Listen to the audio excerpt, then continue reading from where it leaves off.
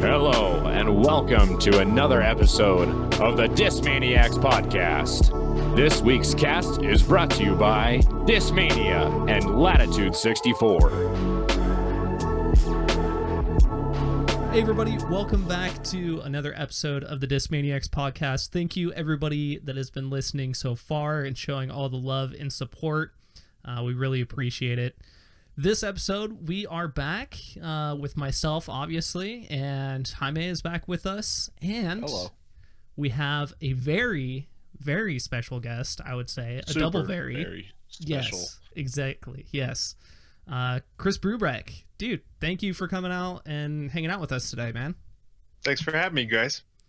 Yeah, so for kind of just those who are unaware of who you are, which if you're listening to this podcast, you probably already know, but just for those out there that maybe aren't familiar with the name, could you just explain maybe just kind of what your role is in disc golf real quick?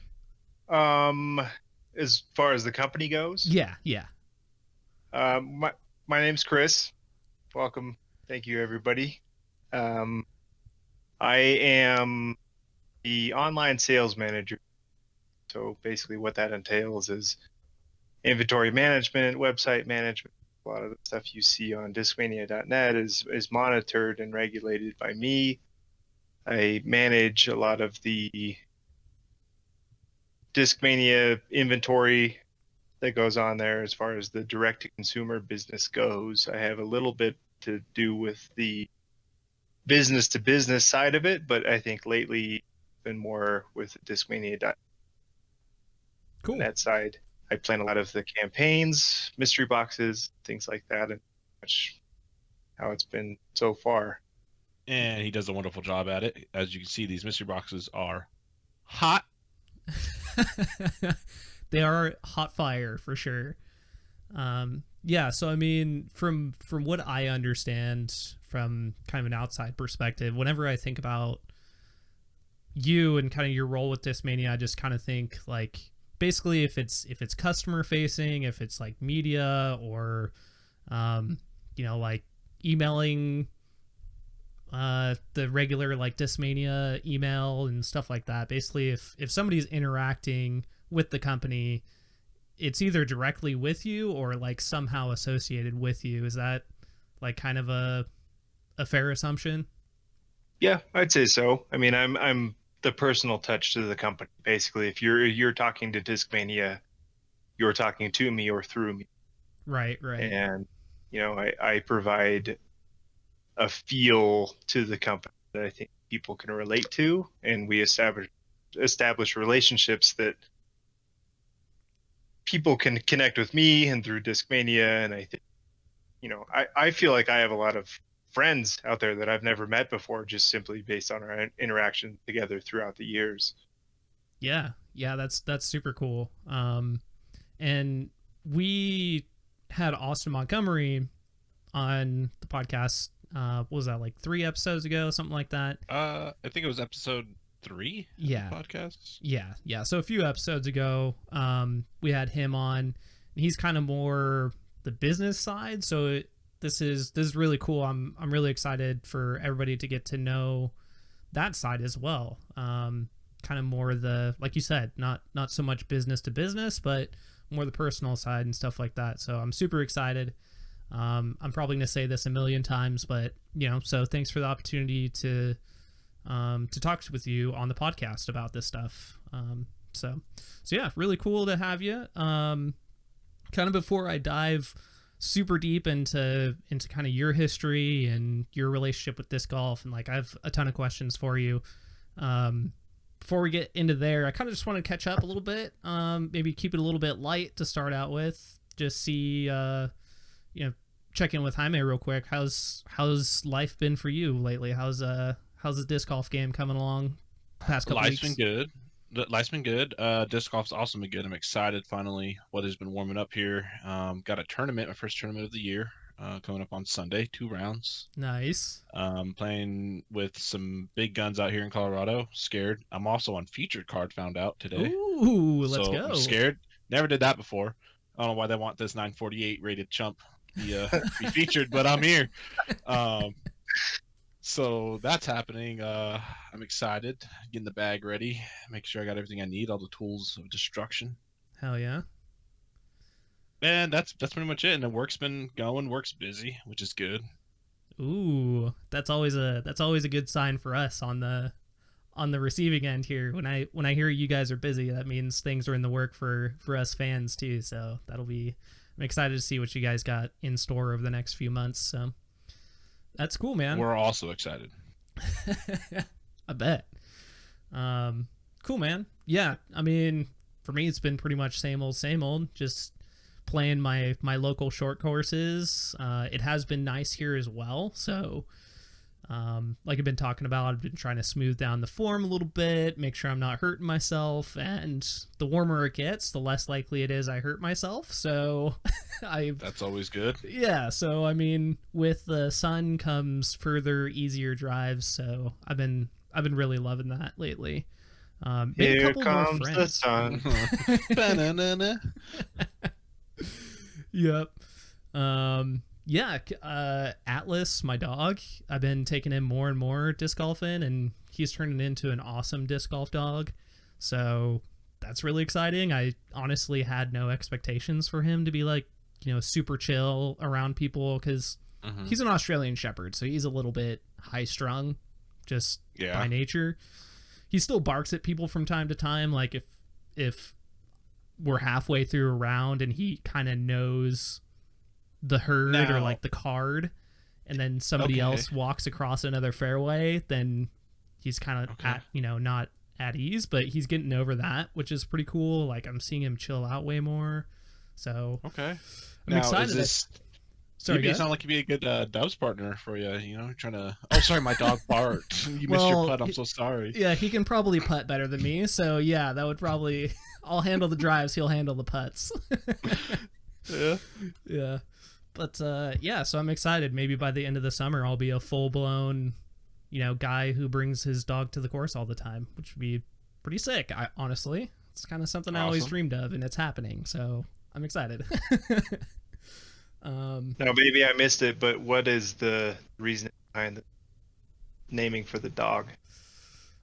So, I mean, I don't really. I think I just wanted something like a Greek god or like a Titan, something in the Greek mythology realm, and I just kind of like the lore of Atlas. It's the Titan that Hercules tricked into holding up.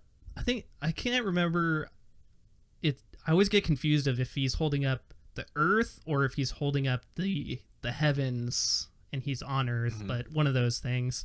I always kind of like that archetype of shouldering burdens, even if they're like forced upon you type thing. Not that I want to like force burdens on my dog, but I don't know, just cool lore. And then my cat is named Gaia, which is also from Greek mythology. It's like the mother of everything, basically, or like Earth, basically. So I've got a real Greek tragedy brewing up over here in my place. But good, I like it. Yep. How about you, Chris? Like, you've been playing disc golf over the past like month or so. How's like your winter game going, I suppose? Or does it go? It basically consists of showing up, making excuses to everybody publicly, and then how it goes. But I just learned that Jaime and I are going to be doubles partners before local tournament here, St. Patty's Meltdown. So I have promised to hone in my putting game again. So far, I have thrown about 6 putts yesterday. That's a good start. And it's better than no putts. Yeah, they went forward for sure. Excellent. Start. That's the best report I can so far. Sounds like we're gonna win. Yeah, I mean, historically, I've never been a very good putter. I have my ups and downs, and if I really put my best foot forward with practice putting, then I'll have a good week or two, I suppose. But I can generally get the job done proficiently enough out on the course with my throws that I can, especially with doubles, I can rely on somebody such as Jaime, who is a gifted putter, to complement my game. So Yes. I have enough in my toolbox to help out as much as I can. Got a good chance. Yeah, Chris has, like, honestly, like, all his shots, sorry to interrupt, but all your shots, like, Chris has a very good backhand, a very good sidearm, and also, like, if there's not a sidearm or a backhand shot for him, being a lefty, he also has a phenomenal thumber. So, like, he has it all. He has the tricks. So, yeah, there you go. Nice. Thank you. Yeah, and I do have to clarify for the general audience that we have to remember that these men are comparing themselves to the top open players, pretty much. I mean, the Colorado disc golf scene has a lot of talent in it. I mean, as does a lot of places, you know, Massachusetts, Portland, SoCal, all that stuff. But I've seen this man putt before, and it's, let's just say the mechanics are solid, are there. So he's being modest for sure. Yeah, so I'll just throw that out there. But that's cool, man. I'm glad you guys are able to get out and hang out. It's pretty cool for those of us, again, on the consumer side, just to hear some of the camaraderie that happens, you know, that you guys are actually like doing events and all that stuff outside of what you're obligated to, you know what I mean? So that's pretty cool. Speaks to the vibe a little bit. Well, cool, guys. So yeah, I guess since I'm already starting to grill you, I was kind of curious about, I guess we start at the beginning. How did you kind of get introduced into disc golf? Like, were you always kind of part of that Colorado scene? Because I know like Eagle, Austin, a couple other people in Colorado kind of just all grew up in disc golf. But like, I don't know, was that the case for you, or how did disc golf come about in your life, I guess? Not really. I'm a golfer by nature. That's, I mean, A golfer? Yeah. It's always been one of my goals. I grew up golfing. I played golf in high school, and then I got involved in the working industry with golf course maintenance. And my sister, she did the same. She's 6 years older than I am, so I kind of followed in her footsteps a little bit. And I've always been enamored with, horticulture and flora and the fauna and stuff like that, and really found peace and solace in maintaining something like that. And I think that that's something that I still carry with me to this day. I really find a lot of meaning in that kind of stuff, and that's kind of where the dots got connected. Disc golf is because it was pastime for me. I picked up disc golf when I probably I think it was even after my senior year of high school. We had a buddy that worked at a local ski resort, and he was a gifted athlete, and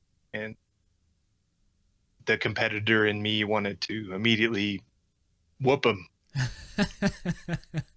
And so, it started as a social pastime with a small core group of friends. And I really got hooked on it. And I realized that, of course, I can't be a professional golfer. So maybe that this would be another good option for me that I could pursue. And, at first it was the thing to get away from your parents and do what kids do. And and then it developed into so much more. And then I went to CSU my freshman year, and I met a lot of good people. I basically grew up in a town where I was the only one playing disc golf. Basically, my friends disappeared, at least that participated in disc golf. And so I kind of played alone, and I showed up to this town of Fort Collins, and I found the local club scene, and it took a little while for them to warm up to me. And I thought I had talents, and of course I was wrong, but I had a head start on it. I basically taught myself how to play this game. And so the things that I thought I knew weren't actually all true, but I'm an athletic person. So a lot of things came easily to me. I wasn't the best at everything, but I could learn quickly. And so I made friends with a lot of the local people in the area, and met one guy. His name was Pete Givens, and he worked at a local disc golf shop here, the Right Life, which you've heard Austin talk about before. Yeah. So that's kind of how I got my foot in the door there, and just kind of gradually worked my way into the system and realized, yeah, maybe my future as a player isn't going to happen, but I sure like money, and I'd like to make a job out of this thing. Yeah, for sure. Yeah, so you got a job with Right Life, and that's the same shop that Austin worked at, right? Yes. So did you know Austin before that? Did you guys start working there at the same time, or like how did that all line up timeline wise? I started working there shortly prior to his arrival. So I'm a year older than he is. So my freshman year was 2009 in the fall. So that's kind of how my journey started. I met Pete and introduced. It's a long story about how I get a job at the Right Life. But anyway, Austin followed a year later in 2010, and that's how we got connected. Oh, cool. And we weren't the best of friends at first when we first came head to head at leagues. Well, you guys were, I mean, this seems to be a super common thread between almost everybody that works at Discmania, is that all you guys are hyper competitive. So Yeah, we are, and it's confirmed. Yeah, I mean, basically, he shows up, and he had been playing for a long time, much longer than me, and he sees the only other young kid out there, and I'm putting, and we basically have a stare off. It's just wild west. It's just like a whistle and a tumbleweed rolls across. There were pretty much no words said, but he and I were just 1-on-1 practice putting at this basket. The rest is history. He makes a putt, you step like 2 steps further back and make a putt. He steps back a couple more. Is that? Yeah. One look was worth 1,000 words for sure. And we get paired up, and I mean, over the next year and a half or so, we eventually figured it all out and started hanging out a bunch. I mean, I don't exactly know the exact details, but I remember that first encounter. There was certainly a territory battle to be had, and it was good. It's something I'll remember forever. I've heard this story from both angles multiple times, and let me tell you, chat, it never gets old. I love it. Yeah, that's pretty cool. I mean, how long did it take you guys? Well, so you met him, and then you guys become friends before he comes and works with you at Right Life? Or like, how did that, I think probably yes. I had a little bit to do with his hiring there, I think, but the extent of that doesn't really go too far. It was more of just like, hey, you guys, here's my friend that's looking for a job, and I at least did my part to put in a good word. It's not like I really had that much to do with the whole thing, but I tried my best to help. Yeah, not taking anything away from his own merits or whatever that they got him there. Of course. Yeah. I mean, Austin was certainly plenty qualified in the disc golf world already, so it was a pretty easy choice for them to make. Sure. Yeah, and it sounds like he was already pretty well cemented in the community at that point. So interesting. Yeah. Cool stuff. So then you work at Right Life. You're at this point probably playing disc golf. I mean, are you still trying to compete at that point? Like, are you playing open and still trying to like figure out if the professional side is something worth pursuing, or once you started working there, you pretty much switched to your main focus to be on the business side, or was it a mix, or how did that kind of pan out? That's interesting to reflect on for sure, because I've never really thought about it, but I don't think I ever once considered this is going to be the future. I want to be a touring pro. I want to be a world champion. At the very least, I wanted to do both and excel in disc golf, but I've always been kind of a career-oriented person. And Sure. it's kind of surreal to me because I've never actually really thought about this topic before. That's why I'm on here, you know. I'm gunning for that 30 for 30 slot, you know. Yeah. And that's what I've always wanted to do all along. I found something that was very similar. I mean, golf is where my heart is, where my roots are. Yeah. And I found this thing that emulates every bit of golf, but has more of a grassroots feel to it still. And I thought that, hey, let's make something out of this. And so never once did I ever think I just want to, be like the people you see on TV. I want to work in it. And maybe with my knowledge of the golf world, perhaps I can combine that a little bit with this new thing that I really enjoy. Yeah.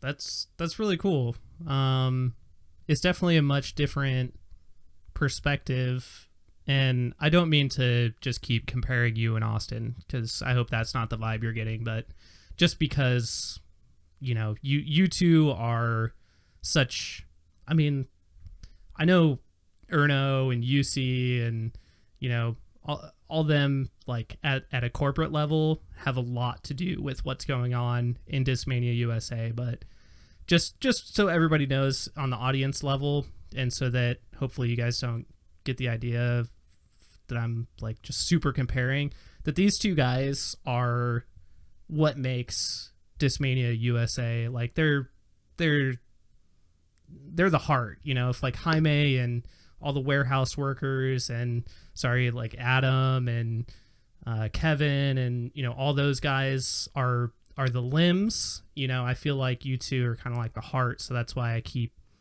going back to it. But it's just interesting how Austin seems to be so committed to a specific goal and always having so like a very finite thing to go for.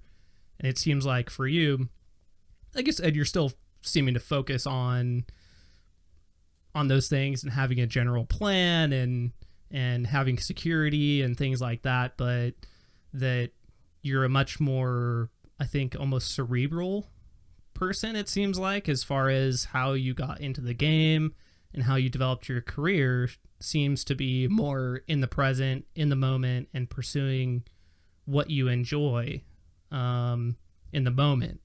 Is that fair to say, do you think? Sorry if I'm making too much of a leap. You can feel free to say no, but No, you're good. Hopefully I can keep it together here. Yeah, absolutely. I think, we put a lot of ourselves into this company, and he and I complement each other very well. I think we have many similarities, but we also have plenty of differences too that we can feed off each other, and kind of there's that dynamic of checks and balances that really even out our direction as a company here. And I don't know, you can insert any cliche here, peanut butter and jelly, whatever. yeah. It's good. I'm thankful for the amount of time we've had together to be able to form this partnership. It speaks volumes for a business to have that type of relationship where you understand one another and you can essentially finish each other's sentences. He knows what I'm going to do. Finish I know each what other's he's sandwiches. Yes. Yeah. It's important, and that's kind of been the foundation of what we've been trying to form here. We've built a really wonderful team full of like-minded individuals that do carry these same checks and balances. And it starts with, how it began. Absolutely. Yeah, and thanks for sharing with us. That's, again, from an outside perspective, there's always been something something different about the brand, about the interactions that you guys have with us as a community, whether that be through, you know, coming on a podcast and being outright with this kind of stuff, or, you know, like on the collector page, like, you know, listening to people and always saying, hey, you know, email us, and, you know, actually responding, and like all these different little facets, but also like pushing your pros to be the best that they can be, and kind of their general vibe too when they're on camera. I mean, that seems to come from a level of support and stuff like that. So I've always had this loose idea of that dynamic that kind of shows on the consumer side, at least for me. So it's really cool to have a better grasp of where that comes from, because I think that shows. So that's really cool. So going in a little bit, back to kind of you going from Right Life to Discmania, how did that happen? Like, did you talk to UC, or like how did that relationship start forming? So basically, you know, I worked my way deeper into the Right Life, and I also have another passion, woodworking, and that's kind of what my role became after a while. And I made all the trophies for them. I really enjoy creating things. So, you know, after a while, I spent all my time in the basement just working on the lathe, making trophies. That's awesome. And yeah, it was peaceful, it was enjoyable. You know, everybody else at top had everything handled. I had been there long enough. Austin found his way into Discmania by way of sponsorship, and then, you know, fast forward a little bit, obtained this job offer, eventually moved out there, and then I took a couple wrong turns in my life and got too consumed with actually playing disc golf and not really focused on important things such as school at the time. So I found a different path and pursuit of horticulture at a community college, Front Range College. Kept studying arboriculture and horticulture and stuff like that. And anyway, I can remember having multiple conversations in the parking lot of class, you know, probably many days in a row for a few weeks. And the last thing I remember is he said, if I put your name in the hat, you know, on board. And I said, yeah, absolutely. And it may have been 48 hours later when they contacted me and offered me a trip out there. And awesome. I went out there and had my interview, and luckily Kyla, she was very understanding of the whole thing, and it wasn't easy at first, but she, you know, she was ready to take that plunge with me. Yeah, which for those who don't know, Kyla is your wife, now wife. At that time, she was your girlfriend, or I don't even know. I should probably know this. You got married a few years ago, right? I didn't. I would have gotten married last year, but we had to postpone it. Oh, okay. And now our wedding is July 3rd. Oh, well, there you go. I'm the jerk now. I don't even know if my friend's married or not. I would be a married man already. Gotcha. But yeah, I mean, I've taken a lot of career paths.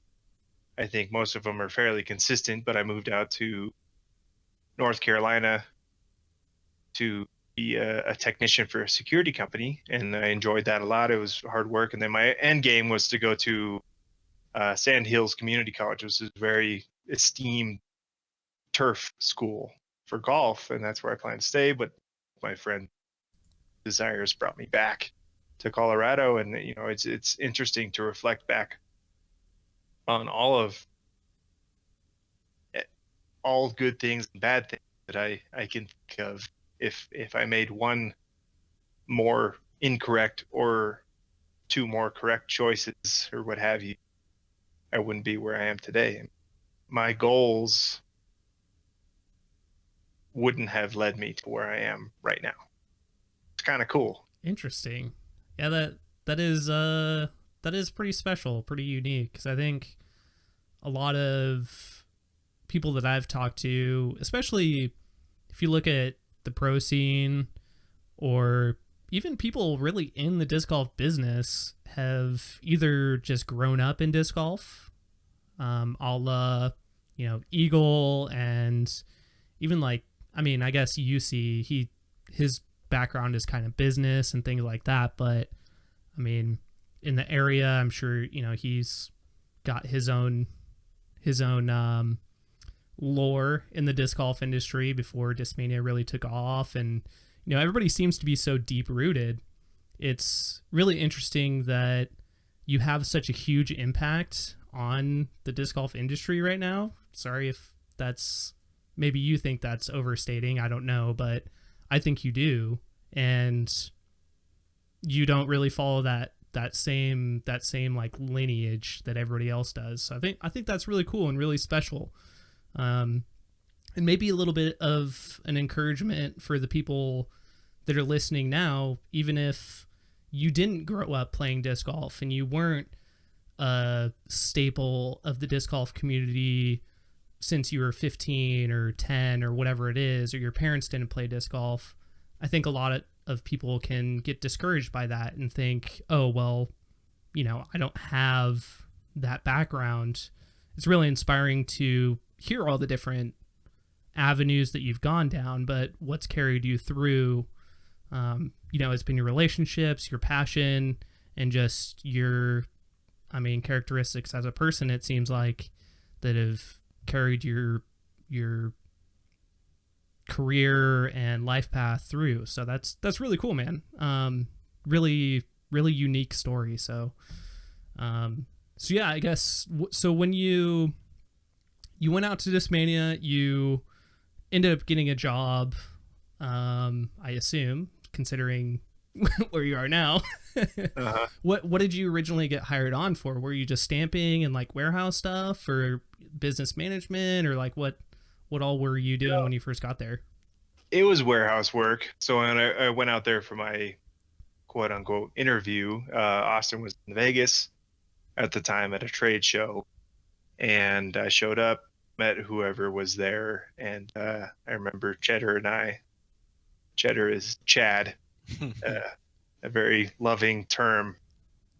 Shout out to Chad, by the way. I hope you listen to this someday. Anyway, I met Ryan there. Said, oh, well, Erno's not here yet, so why don't you go help out and cut turf? And I think Eric was there, I suppose. Anyway, I was out on my hands and knees. Some Cali sun, hot as crap. I don't know how. I didn't do anything. Like I literally just got put to work like immediately before I met anybody. And eventually Erno shows up. He's like, hello, I'm Erno. Like, would you like to talk? And I'm like, okay, cool. And the rest was history. But yeah, it was for a warehouse job because Eric was going to go on tour. This was his job at the time, and he was going to leave for the season to go tour, and Eric Oakley? Yeah. Oh, okay. And he had made that known. And so that's kind of how the whole thing began. So I helped out however I could, and I could apply my wholesale and retail knowledge that Austin and I both are well versed in at the time. Directly, immediately. There was really no learning curve, which was very nice. Awesome.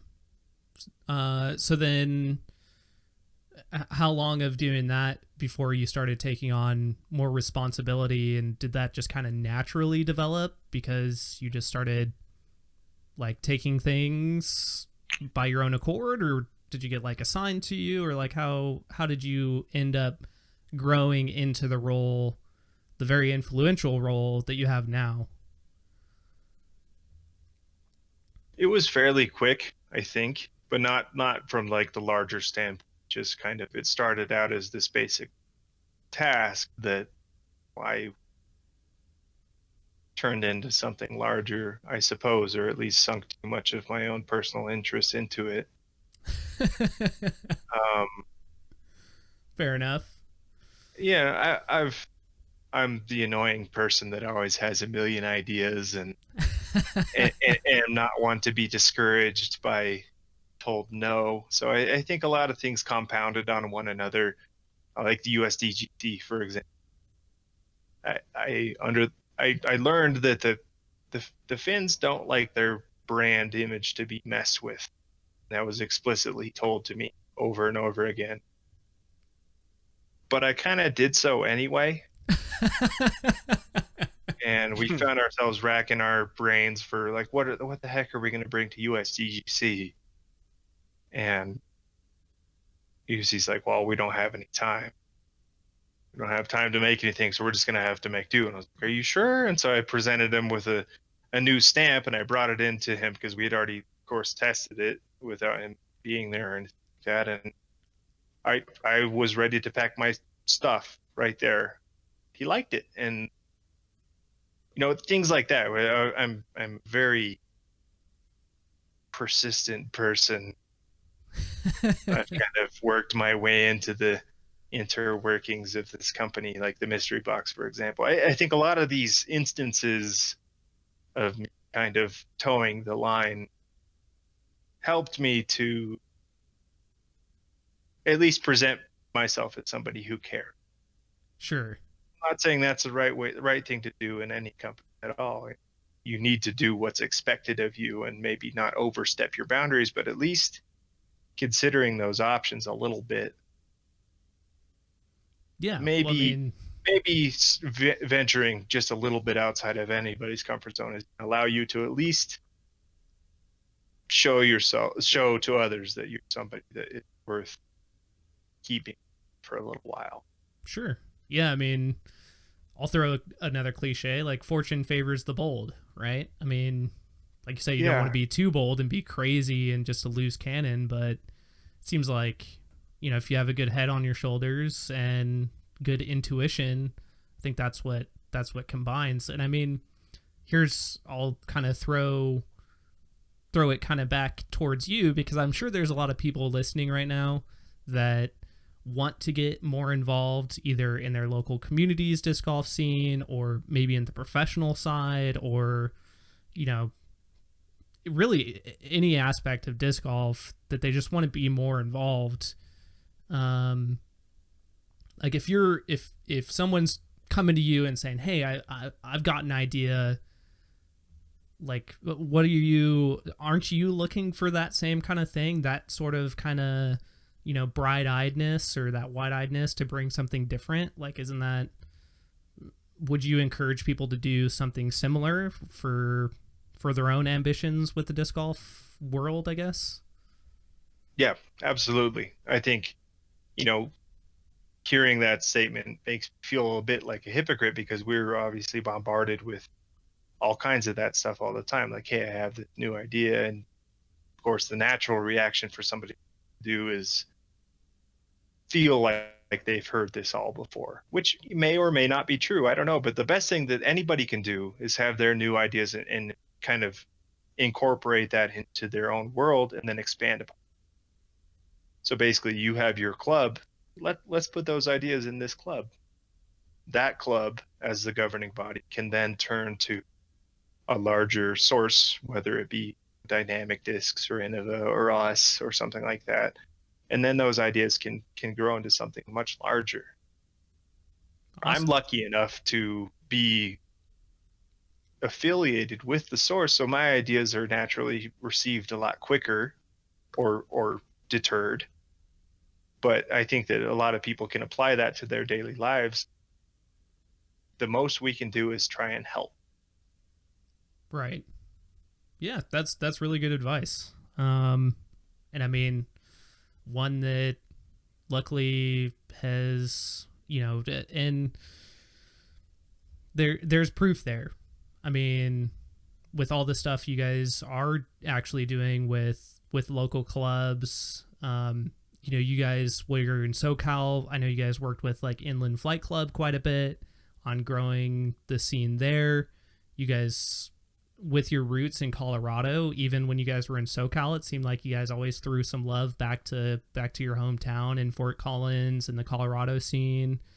And I mean, this podcast being one thing, I mean, I basically hit you and Austin up and said, hey, I want to start a podcast. Can I use Discmaniacs? Is that like a trademark thing or whatever? And pretty much got an instant reply like, yeah, go ahead, do it.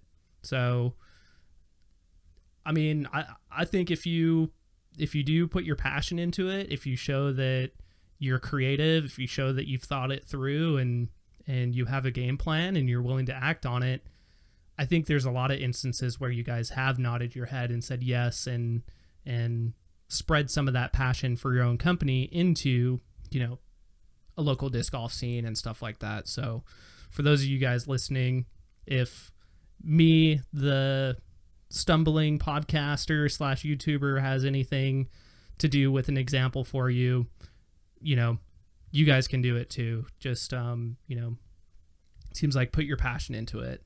Seems like the overall trend. So yeah, really cool stuff, man.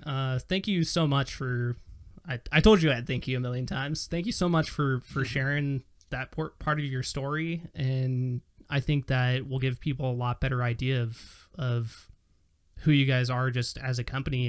And sometimes we get lost in, oh, well, I wanted this stamp or like this mold or whatever, like all these day-to-day, week-to-week things that we tend to focus on, that we forget that on the other side are people that are very passionate about this game, that have their own stories, that are just humans on the other side. So I really appreciate you giving us the opportunity to see that side. So, yeah, thanks for letting me share. Yeah, for sure. We care a bunch, all of us. That's the beauty of what I've seen from our company so far, is that each one of these people, they really enjoy what they do and they care about what people have to say. Yeah, for sure. I don't know. I also, this wasn't planned, but I kind of wanted to throw it to Jaime a little bit, like ask you a question, because you guys, I mean, this is similar again to something we talked a little bit with Austin about, as far as, but you weren't here actually, Jaime. So this is a great opportunity now that I think about it. You guys are constantly around each other, and by you guys, I mean just the Discmania USA employees. Like, you guys are always doing stuff together. You play video games together. You play tournaments together. How is that? Like, you guys seem to balance that work and outside work relationship so well, more than I've seen any company able to do. I know people that work for their friends and stuff like that, and it's tough. I mean, but I guess, do you feel like there's like a secret recipe that you could share with us, or like? Well, sure. I mean, just from my standpoint, like Chris and Austin right now, they're not working. They're working from home because of the whole COVID stuff, to be safe. But when even when they're not at work, they have an open door. Like, they're open to hear anything. Their door's never closed. They're open to all these ideas. If we have an idea on the spot, and run into the office, or just use Slack and Slack them a message like, oh, I got this great idea, and it's open door. They take it well, and like, okay, if I see this can go farther, I'll pitch the idea, and I don't know. And yeah, like outside of work, it's fun. We play lots of video games. We go play disc golf. Like, since I moved out here to Colorado, Chris has kind of made of a thing like, oh, you need to come play this tournament that I always used to play, which is coming up. It's called McCook, which I think I spoke about in the last tournament. But ever since I moved out here, Chris made it a thing like, yo, we had to play McCook every year. Just it's our thing. We need to go. And I'm happy that Chris has done that, and he's like, yeah, you need to come with me. So he made Colorado feel like home, and it's hard moving from Cali to here. So I'm thankful for that. And what else? But yeah, video games, like I said, that's a big thing. We all like them. We all play them. And other than that, and we're all really competitive. Like super competitive. Like Chris and Austin, I'm going to throw out their secret, but they're pretty fucking good at spike ball. They have this unique unique thing where they I don't know, they can't beat them and they get inside your head and it's just you can't stop it. And it's fun. Like I said, just carry that competitive nature. So yeah. Interesting. Yeah, so maybe it's just something to do with that you guys all have a way to channel that isn't like with each other. I don't know, maybe it comes down to communication. If you guys have some notes, if you guys like come back and one day you figure out what exactly the right combo is, you guys got to share it with the world, cuz yeah, I think that's really special. So yeah.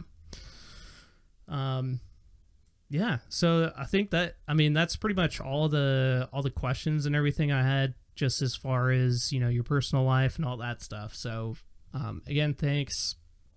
I did want to get into some disc golf news that it seems like a few crazy things have happened. First one, I feel like I have to address right out of the gate. Paul Macbeth getting $10 million on a 10-year contract to Discraft. I mean, absolutely insane. I mean, I don't think any of the other contracts really for other pros are usually announced. Like, I think they're pretty much kept in private as far as I know. But that has to be the biggest contract ever, right? Like, that's like, yes. Because yes. Usually disc golfers get like 1 year, 2 year. I can't even think of anybody that has a 3-year contract, really. Didn't we just sign Eagle for 3 years, Chris? Right? Oh, I thought it was 2 for some reason. I thought it was 3 years. I'm pretty sure it was 3 years. 3-year contract. Oh, okay. Well, there goes my Discmania fan card. But yeah, I mean, I don't know. I know you guys. I'm just gonna nod and smile. Yeah, exactly. Yes, I don't expect you to disclose anything. Yeah. But I mean, I did want to see, because I was thinking about this. Like, is this a one-off, or are we gonna start moving to these huge contracts, a la like baseball and basketball and all this stuff? Like, are we gonna start seeing 10-year contracts? Like, do you guys feel like this is the new norm? And Chris, obviously feel free to not speculate at all if you don't want to, but like I just don't know if is that like smart for disc golf right now. I mean, it seems like, I don't know, I guess we haven't had really the length of time to see if top elite players can stay elite for 10 years, and like what their contribution can be over that period of time. But I don't know. Do you guys feel like we're going to keep seeing longer and longer contracts, or like, is this just a weird thing? In my opinion, companies have to grow. Discraft's been around on both the disc golf and also like the ultimate side of things, so they're a big company, so I think they can afford things like that, and every disc golf company is growing, so I just think that it's more of the company needs to grow, the sport needs to grow, which it is. Like, as we saw during this whole pandemic, people needed something to do, and a lot of them turned to disc golf, and so money's coming in, and I just think it will eventually happen. But soon, I don't know. I don't know when exactly it will hit for other players, but I think it will happen eventually for sure. Yeah. We'll get bigger names in the game, like clothing brands like Puma, like sponsors like golf a lot, Nike, obviously, Adidas. We need bigger names to come into the picture, throw more money into the sport basically, and I think that will happen. Yeah, it was pretty interesting. I don't know if you guys saw the release video, but they kind of talked about Paul a bit transforming his role, how at Innova he was pretty much, I mean, they kind of alluded to that he was basically, he was a player, like that was his role. And that it's different now because he actually gets to be involved with the molding process and all that stuff, like the actual disc design. Yeah. Which, I mean, with Simon, he got to design the tilt. So also it seems like a bit of an evolution for the roles that pros are actually playing in the industry itself. And we talked about this a little bit in the last podcast, but we were hoping that for those players that are influential, that as it grows, they have avenues to continue careers outside of just playing the game. So I think that for me, that this is a good sign that that is going to be sustainable for pro players. You know, that when Paul Macbeth, even if he, 5 years from now, he's not able to, be a world champion contender, which, I'm sure Paul will say, yeah, he's going to be a world champ contender for 20 years because that's Paul. But let's say he doesn't, then he's already involved with the process and, maybe a little bit more on the marketing side. If we have players like Drew for Infinite, he's out there making videos and for different brands and stuff like that. So he's got a special role that he's kind of paving his own lane for. Do you guys think we're going to see more of that? Like players getting more involved with things other than just being a professional player? Like, do you think that's something that's going to open up more? Or?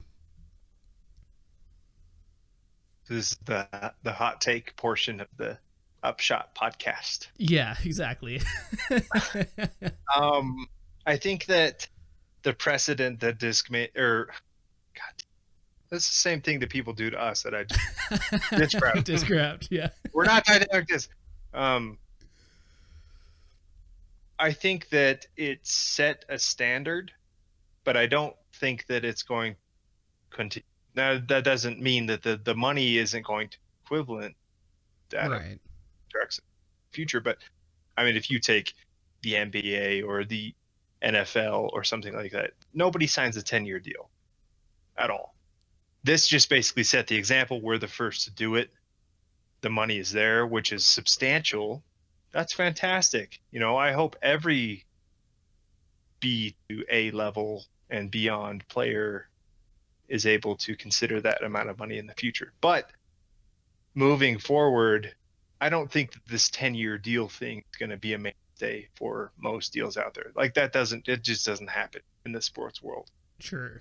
Yeah, but I mean, but it's pretty cool.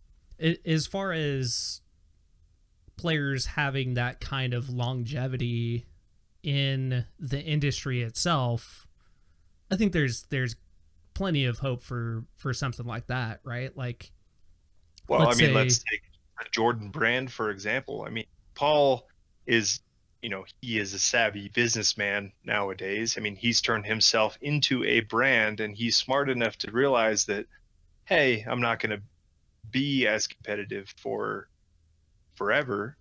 So let's turn my sights onto something bigger. I see the bigger picture here. Let's invest myself to this company. Yeah. And grow my brand and their brand together. And I think this is a prime example of what a lot of the players are now considering for their futures as well. Like, I mean, Eagle has always kind of considered this bigger picture from the beginning. And that's one thing I've always admired about him, is that he's not focused on the here and now. He does look a few years further. That's one of the main reasons why we're lucky to still have him, because he does not really relish in the moment right now, but he kind of plans a few years ahead. Sure. And that's exactly what Paul did. Yeah. Yeah, that's awesome. Yeah, if you look at even like on the Discraft side, you look at like Nate Doss. Like the guy's he's running a brewery and just making beers and living up life in Oregon these days. But I mean, whenever luckily I live close, so I have actually been able to meet him and drink some of his beers and stuff like that. Like, if I have an interaction with Nate Doss, it still leaves an impression on me for Discraft as a brand because they're somewhat synonymous. And so, yeah, I think it's cool that players are able to utilize that, and that the brands also seem to be, Discmania, all brands are taking advantage of that as well and building that relationship. Because like on the Discmania side, for instance, it seems like you guys have never had a problem with, Eagle having his own, the Eagle wings stamp, and you guys put the Eagle and Simon logos on your sticker sheets and all that stuff. Like you've helped them build those brands. And so it's really cool to see that on both sides, it seems to be a nice symbiotic relationship. And yeah, like you said, maybe this is just the epitome of that at the moment. So that's pretty cool. Yeah. And then also we had LVC going down. Speaking of Eagle, this man throwing the tilt upside down on hole 18. Talk about swag. Yeah. Yeah, obviously, here's a question I have for you. Is the upside down tilt shot actually the play for the final hole at LVC? Because you constantly see people like check up on, because it's uphill to that green on hole 18. So you see people constantly check up, or they'll catch a weird cut roll or something like that. And the tilt actually just like slid up the green and like pin high. So like, obviously he wouldn't have done that if he had the lead, or like if he didn't have a confident lead, or would he have? Like, is that actually the play? That's my hot take. The upside down tilt shot is actually the play, and it wasn't a showboat. Accurate or no? It's a lukewarm take. It's a lukewarm. All right, fair enough. Let's say he finds himself back by one or ahead by one, something like that. No, I don't think he's throwing that shot. Okay, but fair enough. Let's fast forward to 2022. I think he might consider it. Heck, he almost parked the darn thing. See, that's the part I'm saying.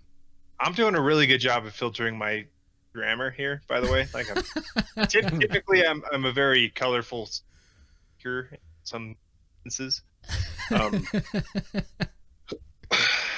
But I don't know. I think that he might consider it for the next time, because that was a fantastic shot, and the fact that it landed upside down, like you just said, it allowed it to scoot up a little bit, rather than you're not going to flare off anywhere. You're not going to get checked into that hill. He had, if he chose to run that putt, he certainly would have at least drawn medal, probably made it. Yeah, for sure. And that's probably the appropriate shot. I think he practiced it for sure. Like, but like he's like, if I'm up by this much X amount, I'm gonna do it. But yeah, I definitely think it was this is the shot guaranteed. You don't think that's my the case? take on it. No. Yeah. Fair enough. Yeah. I think. Okay, so to revise my statement, I do think that for sure, yeah, like you said, Chris, he's not going to be throwing that. Like, maybe he throws, like, that's the part that gets me, is that I think about the available shots from there, and I feel like usually he would throw, would he still throw like an FD3 or something like that? I'm trying to think of what players kind of usually throw, or just like a mid, probably. Yeah, perhaps. Yeah. So I'm just thinking like, hey, that seems like an appropriate decision. So I just thought that was kind of cool that nobody seems to be talking about that it's actually a really good play. So, I'm thankful that he found himself in that position. Yeah, give it a shot, because like the tilt itself is sort of an enigma. No shout outs to the actual. Good marketing. it's been kind of this like legend that people have experienced, maybe like kind of half-heartedly themselves, but they've never actually seen somebody do anything with it, like Yeah. an actual pro. So we're fortunate that this has been captured on film. Holy crap! Like this is a weird thing. Yeah. And yeah, I don't know. It's like the quote that'll always stand out in my mind is basically like, first tried it out, a couple of weeks later he came back and reported to us and said like, this disc is going to be useful to, I guess I'm paraphrasing now, but to achieve or create new shots that don't even exist yet. Basically, like the shots that this tilt is going to be able to create have not ever existed before. And that's pretty cool. And that's something that nobody's ever really been able to say so far. Yeah, definitely. And I think that I have actually discovered a shot with it that I have seen no one else in any video or any post online detail, which is if you throw it on a tomahawk line, it doesn't turn into a tomahawk where a tomahawk pans right and then dumps left. It pans right for a little bit, but then the bottom dumps out on it and it turns into a roller and it cuts right. Wow. Like you can throw like a flex forehand roller. It's like an Annie roller basically. Huh. Which, yeah, so next time you go out and throw your tilt, try it out. I'm super excited for the premium to come out, obviously, which is that like a confirmed 100% thing? I feel free to say no if it's not official, but I keep seeing people saying, oh, it's coming out in premium plastic, but I don't think I've seen anything official on that. So anyways, if and when, that'll be interesting because then I can keep throwing that weird Annie Flex roller tomahawk. So try that out if you guys haven't. It's a pretty fun shot. Okay. Yeah. I still have to get one. Yeah, do that first. Acquire yourself one. I let Chris throw mine, but I know Chris was there when I tried the thumber. I can't throw a tomahawk. I never really tried to throw one. But I've thrown the thumber. And it didn't turn into a roller for me and cut left because obviously like your tomahawk cut right. And Yeah. but it slowly, if you get enough air, it'll slowly like start to try to come back like a normal thumber would, but if not, it just holds like going left a little bit and then like a late fade right. Right. Like where a regular thumber kind of like goes straight, does its thing, and lands where it's supposed to land. This one, yeah, it was weird. Yeah, I'm throwing my tomahawks at like 10 o'clock probably. And yeah, it just like completely comes out of it. It doesn't do a tomahawk thing at all, which was pretty interesting. So yeah, enough on the tilt, but yeah, I think that whole tournament was cool to watch. Obviously the wind was crazy. I think that's one thing. Actually, here's one final semi-hot take, lukewarm take, because everybody knows that Eagle has a monstrous forehand. Mm-hmm. But it seemed to me like when he was getting the advantage on people, when he was like eagling, when everybody on the card was parring, was when he was throwing his forehand. Oh. Like, is Eagle's forehand like actually the reason that he's like potentially the best player in the game? I feel like that seems to be what separates him from everything. Is like, obviously he can crush backhand. His putt is money. But you don't see the money putt and the crushes and the forehand. Like, I feel like that's what accelerates him beyond everybody else is actually his forehand. And I think this tournament proved that. Like, do you guys feel like is that lukewarm? Is that hot? Is that a cold take? What do you guys think? Well, I mean, if you grab a disc and set up your forehand, like your arm does not go as far back as Eagle's forehand does. So like he has a whole extra like half of a wind up than you do or than we do, and it's just unreal. and maybe that's what it is. And yeah, I can't bend my arm back. I'm doing it right now, chat, but yeah, it's not working. And yeah, I think that's what it is. The dude's maybe he's just disjointed or he's super flexible, but yeah, I think that's what it is.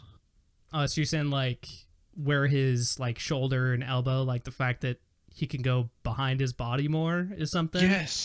Yes. I've never noticed Like, that actually. Yeah, like they capture him like still frames of like his sidearm, and it's way farther back than anybody else's. Interesting. I'll have to take a look at that because I And haven't noticed. Another thing is, Chris can answer this, but Colorado disc golfers know how to putt in the wind, dude. Like the springtime here is unreal. Sometimes there's windy days, and I think they just go out there and play in the wind, and they learn how to do it, and they're just phenomenal putters in the wind. It got windy there in Vegas. That year it was super windy. Didn't Eagle win it?